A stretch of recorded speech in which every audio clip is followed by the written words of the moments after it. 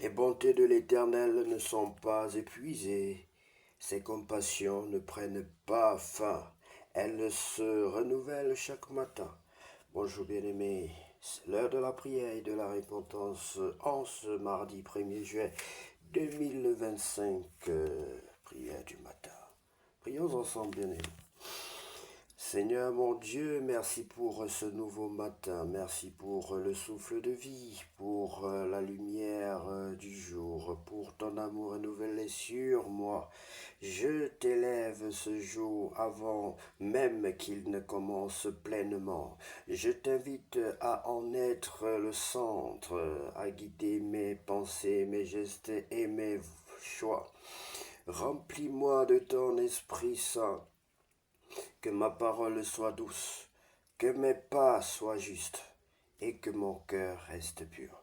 Seigneur, je te confie cette journée, ces joies comme ces défis, ces rencontres comme ces silences.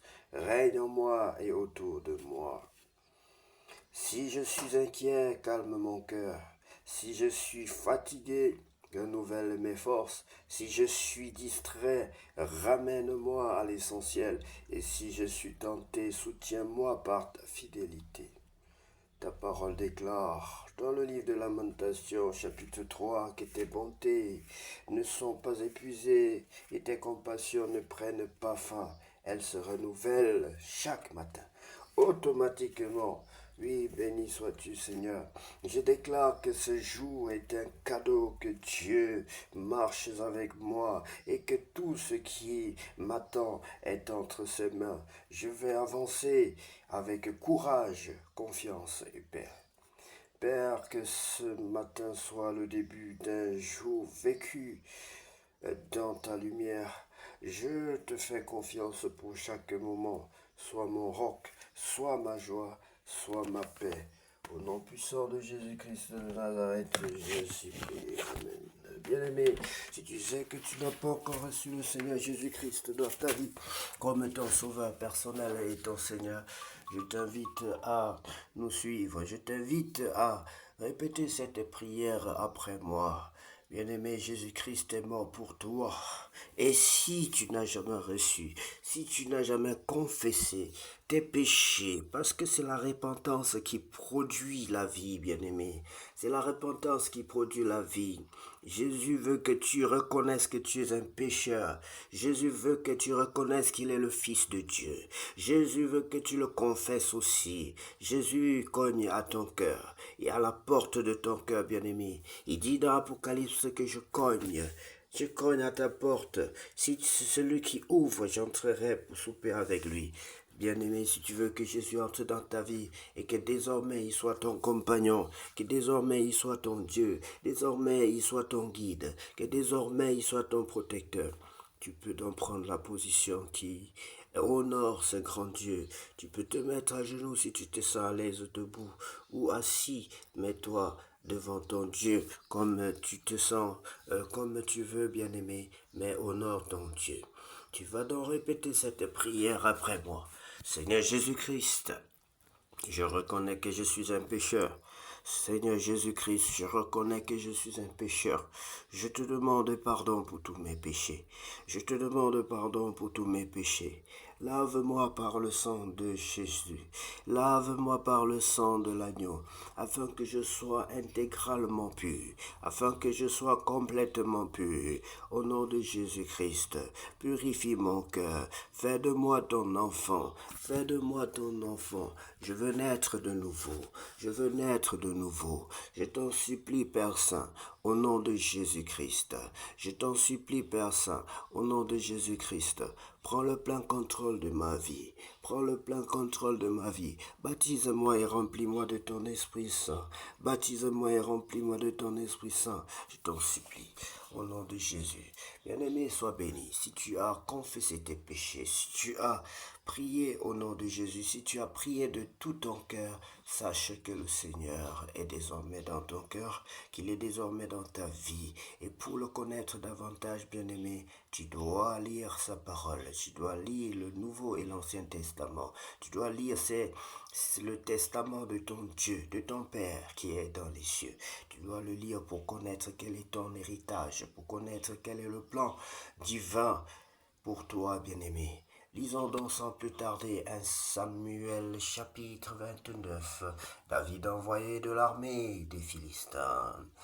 Les Philistins, oui, bien-aimé, David, nous avons lu et compris précédemment qu'il fuyait Saül. Saül était décidé à en finir avec David, à lutter contre son propre peuple et détruire son propre peuple. Le peuple que Dieu lui avait pourtant confié pour qu'il soit le défenseur, pour qu'il soit la lumière, pour le guide, pour qu'il soit le modèle. Voilà qu'il est devenu le méchant, le criminel. Il est devenu le criminel, bien-aimé. Lisons la parole de Dieu pour mieux comprendre cette histoire, la suite de cette histoire, alors que David avait fui et s'était retrouvé chez les Philistins, bien-aimé. David sera tellement poussé à bout qu'il va même vouloir combattre son propre peuple en entrant dans l'armée des Philistins. Suivons donc cette histoire. David renvoyé de l'armée des Philistins. Les Philistins rassemblèrent toutes leurs troupes à Aphek et Israël campa près de la source de Jizréel. Les princes des Philistins s'avancèrent avec leurs centaines et leurs milliers. Et David et ses gens marchaient à l'arrière-garde avec Achish. Les princes des Philistins dirent: que font ici ces Hébreux? Et Achish répondit au prince des Philistins: n'est-ce pas David, serviteur de Saül, roi d'Israël? Il y a longtemps qu'il est avec moi, et je n'ai pas trouvé la moindre chose à lui reprocher depuis son arrivée jusqu'à ce jour. Mais les princes des Philistins s'irritèrent contre Achish et lui dirent: renvoie cet homme, et qu'il retourne dans le lieu où tu l'as établi, qu'il ne descende pas avec nous sur le champ de bataille, afin qu'il ne soit pas pour nous un ennemi pendant le combat. Et comment cet homme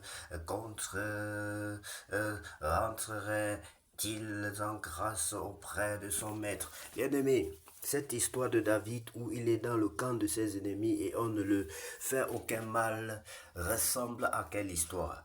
Quel est l'homme qui avait été jeté dans le puits, bien-aimé, et qui avait été protégé par les anges? Oui, et si, bien-aimé, David est comme cet homme-là, vous allez vous-même le chercher, le retrouver. Je veux aussi vous dire, il y a deux enfants de Dieu, Abednego et Shadrach, Meshach, Nego. Ils étaient trois. Jetés dans la fournaise ardente, bien-aimé, et dans la fournaise, le feu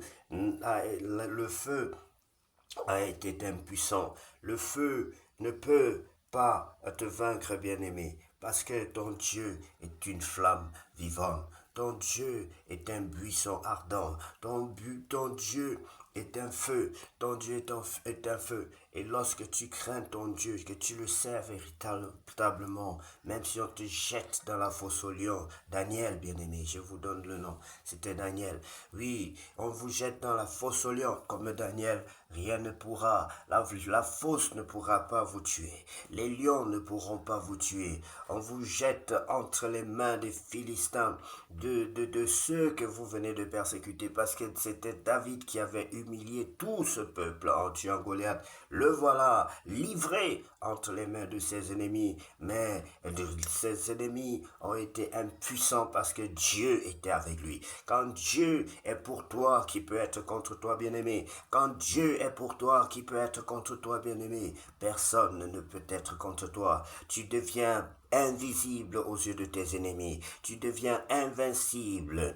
Tu deviens invincible. Ça, c'était la plus grande humiliation d'ailleurs, bien-aimé. Plus tard, certainement, les Philistins vont se poser des questions pour savoir comment est-ce que leurs ennemis leur sont livrés et qu'ils n'arrivent pas à le toucher ou à lui faire du mal. Bien-aimé, c'est quelque chose de miraculeux.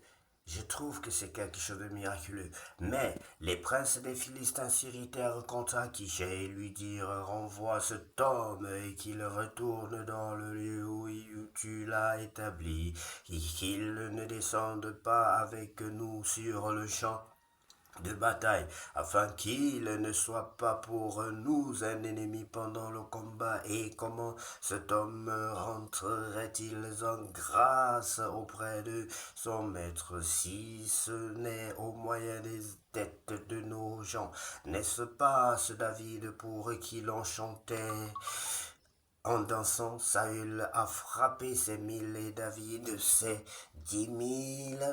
Akish appela David et lui dit, l'Éternel est vivant, tu es un homme droit et j'aime à te voir aller et venir avec moi dans le camp, car je n'ai rien trouvé de mauvais en toi depuis ton arrivée auprès de moi. Bien-aimé, Dieu va te protéger. Dans le camp de l'ennemi, là où tu es jeté aujourd'hui, Dieu va susciter un ange pour te protéger, pour te recevoir, pour te nourrir. Oui, Dieu va transformer ton ennemi en ton ami. Dieu va transformer ton ennemi en un ange. Oui, dans le camp de l'ennemi, il va trouver, il va transformer, il va changer le cœur d'un de tes ennemis en ton ami bien-aimé. De la même façon, le diable pouvait changer le cœur du père, de ton père, de son père, parce que Saül était censé être le père spirituel, le père de David. Mais le diable a changé le cœur de père en cœur de méchant. Dieu aussi change le cœur des méchants en cœur de père. Il a été reçu donc par Akish. Akish l'a accepté chez lui et l'a hébergé comme un père. Bien-aimé, sois béni, ce sont les choses de Dieu. Et j'aime donc à te voir aller et venir avec moi dans le camp, car je n'ai rien trouvé de mauvais en toi depuis ton arrivée auprès de moi jusqu'à ce jour, mais tu ne plais pas au prince. Retourne donc et va-t'en en paix pour ne rien faire de désagréable aux yeux des princes des Philistins. David dit à Akish, mais qu'ai-je fait et qu'as-tu trouvé en ton serviteur depuis que je suis auprès de toi jusqu'à ce jour, pour que je n'aille pas combattre les ennemis de mon Seigneur le roi? Bien-aimé, ici David encore est un peu l'image d'un chrétien qui se retrouve en Égypte, qui se retrouve dans le monde, qui se retrouve dans la fournaise, qui se retrouve, mais qui a gardé sa foi. Il est dans le monde, mais il n'est pas du monde. Il est parmi les Philistins, mais il ne pratique pas les œuvres des Philistins. Il est rempli de la présence de son Dieu, et son Dieu est avec lui malgré qu'il est dans un milieu austère à l'Éternel. Oh, hostile, je veux dire. Akish répondit à David, je le sais, car tu es agréable à mes yeux comme un ange de Dieu, mais les princes des Philistins disent, il ne montera point avec nous pour combattre. Ainsi, lève-toi de bon matin, toi et les serviteurs de ton maître qui sont venus avec toi. Levez-vous de bon matin et partez dès que vous verrez la lumière. David et ses gens se levèrent de bonne heure pour partir dès le matin et retourner dans le pays des Philistins. Et les Philistins montèrent à Jezréel. David est dans une situation, bien aimée, où lui-même il ne sait plus. Et cette phase de la vie chrétienne est une phase que nous traversons tous. Nous finissons par traverser une telle phase, bien-aimée. Une phase où on est troublé, où on peut aller combattre nos propres gens. Parce que le contexte, on n'a plus de choix. C'est-à-dire qu'on nous a tellement écrasé, tellement fait du mal qu'on n'a plus de place où vivre dans ce monde. Et les circonstances de la vie nous balancent, nous amènent à faire des choses contre notre volonté, bien-aimé. Mais c'est là où l'Éternel agit puissamment. L'Éternel est avec nous pendant ces temps-là. L'Éternel dit que si tu marches dans la vallée de l'ombre de la mort, ici David est dans la vallée de l'ombre de la mort. Il ne craint rien, mais il ne voit pas, il n'est pas guidé par lui-même, bien-aimé. Il est complètement brisé, il est complètement déboussolé dans la vallée de l'ombre de la mort, mais il garde fermement sa foi, bien-aimé. Il garde fermement ses bons sens. Et il sait que l'Éternel l'a livré, mais certainement dans son cœur, il dit, ah Seigneur, si tu veux me tuer, tu me tues, je suis déjà dans le camp de mes ennemis. J'ai tellement fui, j'ai fui toutes les régions, je suis allé dans toutes les régions de mon pays. Dans la brousse, on m'a poursuivi. Dans telle région, on m'a poursuivi. Partout, personne ne peut me recevoir dans mon pays. Personne ne peut me recevoir dans ma famille, ma propre famille. Je suis rejeté à cause de Christ. Je suis rejeté à cause de Christ. Parce que David, bien-aimé, combattait le combat de Dieu. Il était rejeté à cause de son combat. Parce que Dieu avait mis en lui son onction. Et il pouvait donc remporter les guerres. Il pouvait vaincre, comme vous avez si bien constaté, les géants comme Goliath. Et au lieu que son peuple le félicite, au lieu que sa famille le félicite, on va plutôt chercher à le détruire. On va plutôt chercher à le détruire, bien-aimé. Et il a fui de ville en ville, de village en village, de lieu en lieu. Il est allé de lieu en lieu, de brousse en brousse. On l'a poursuivi jusque dans la brousse, bien-aimé. Imaginez que pour un seul homme, Saül pouvait déployer plus de 3000 soldats pour te poursuivre, pour chercher un Israélite comme on cherche une aiguille, bien-aimé, dans un bot de foin. Regardez comment ce, cet homme qu'on appelle Saül pouvait être méchant, au point où David n'avait pas un seul petit espace dans son propre pays, dans sa propre patrie, obligé de se retrouver dans le camp de l'ennemi. Et, et Saül pensait certainement qu'arrivé chez l'ennemi allait le détruire. Mais à sa grande surprise, comme Dieu est Dieu, bien-aimé, tant que tu es pour Dieu, nul ne peut être contre toi, même pas tes ennemis, bien-aimés. Vous avez certainement des leçons aussi que Dieu vous révèle à travers cette merveilleuse histoire de David, l'homme selon le cœur de Dieu. Soyez bénis et que cette journée soit la plus belle de toutes les journées déjà vécues sur cette terre, car c'est le principe de votre Dieu. C'est le principe de notre Dieu, du Seigneur Jésus. Il a dit que nous irons de gloire en gloire.